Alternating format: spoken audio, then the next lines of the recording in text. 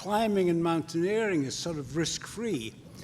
Well, to some extent, I guess it is, especially if you're doing indoor climbing, because the protection is superb.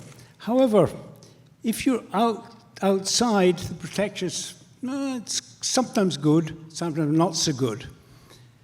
And if you're doing sort of alpine-type climbing, it's generally bad.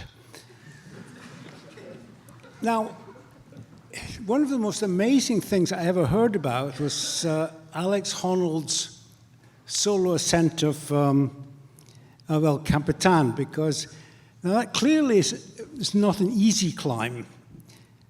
And the fact that he managed to do it solo is, to me, is just incredible. But, I have done a bit of soloing in my time, nothing difficult.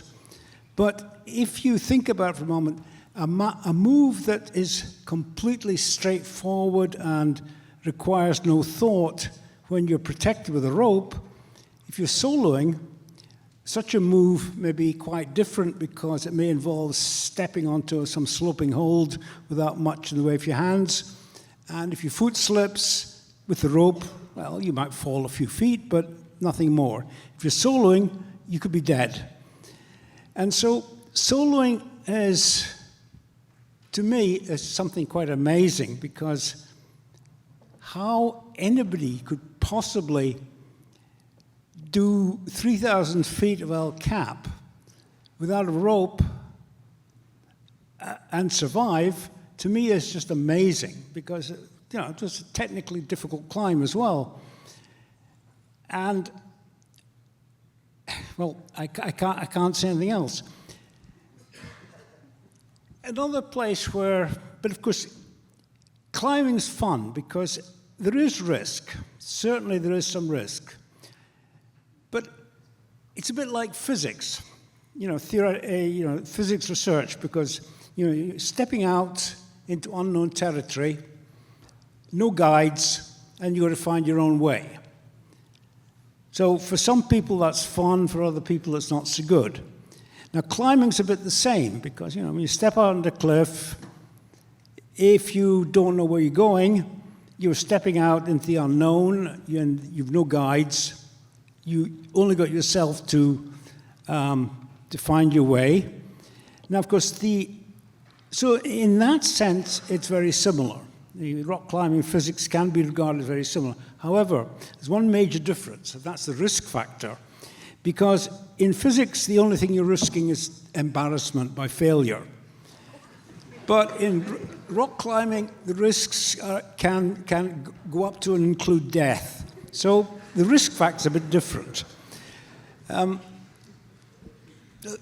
me, that is the main difference between climbing and physics. Physics, there's no real risk. I mean, you may make a fool of yourself, certainly.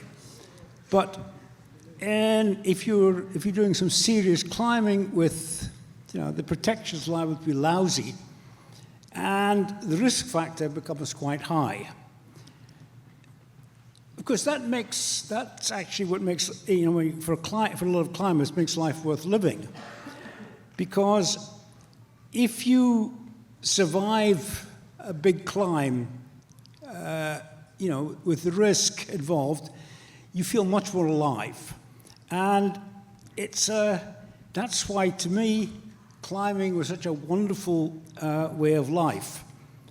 And I was really upset when I got this neurological illness and had to quit climbing, because, climbing was half my life, and giving up half your life overnight is not easy. Now, as I said, many people think the risk factor in climbing is silly. And I guess, in a way, it is, but the risk factor is part of the game, and you either accept it or you don't. But taking these risks, I think, makes life worth living. Mind you, I did have a nasty experience once. I was coming down from some climb in the Alps, scrambling down a ridge. And at one point, it was clear that I had to get off the ridge and get onto the ice to get down. So I sort of scrambled down this little gully with a big stone jammed across it. I thought, okay, I'll sit there and get my ice axe out and put my crampons on. So I did. I sat there and just started to reach my rucksack on my backpack when suddenly the stone took off. I mean, it looked like it had been there for years. It probably had been, but obviously my weight was a bit too much for it. And the next thing that happened was that it tipped me forward, dumped me face downwards onto the ice, and then rolled over me. But that was a minor thing, because as I was lying face down on the ice, I was sliding slowly down. And I couldn't stop. There's no way I could stop myself. I didn't have an ice axe, it was still in my rucksack. And I must have been going at about 1 mile an hour. It was a very, very slow slide. But I couldn't stop. I could not stop. And also, I knew that if I didn't stop in the next 20 or 30 feet, life got much steeper and then vertical. So I couldn't stop. And, this is literally, I was staring death in the face here, because if I couldn't stop, I was dead. Then I saw about 6 feet in front of me, this little stone, about maybe an inch diameter or less, that was frozen into the ice and with half of it sticking up. So I thought, maybe that'll stop me. So I got my thumb onto it and I stopped. Now, if I'd gone another 5 feet, there was no way I could have stopped this. It was getting steeper and steeper. And I knew where it was going. I knew it ended in a 200-300-foot cliff.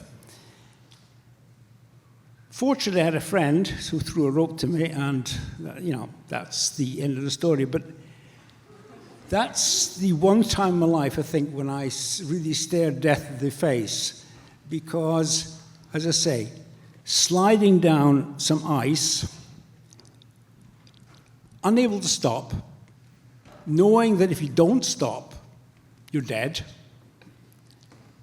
Now, that's an experience that every time I think about it, my hands start to sweat. So there's no doubt about it that climbing does involve a bit of risk. Now, climbing indoors is just fun, because that's just athletic fun. Of course, as the token old man on this panel, I really admire these young climbers who climb at this extraordinary level, which, from my days of climbing, the technical difficulty has increased so that I can hardly recognize it. Which is actually not so different to what happened when I was just before I started climbing. Okay, there were these hard routes around which were really difficult, had a hell of a reputation and so on. But then within 6 months of starting to climb, I found I could lead these things. And, I was climbing them and thought, not so hard. So I guess this is the way that progress is made, that, the old men or the old people of the rock climbing world do the great hardest climbs, and they're very proud of them, and they get reputations and so on. Then the next generation use them as training routes. It's the way progress is made.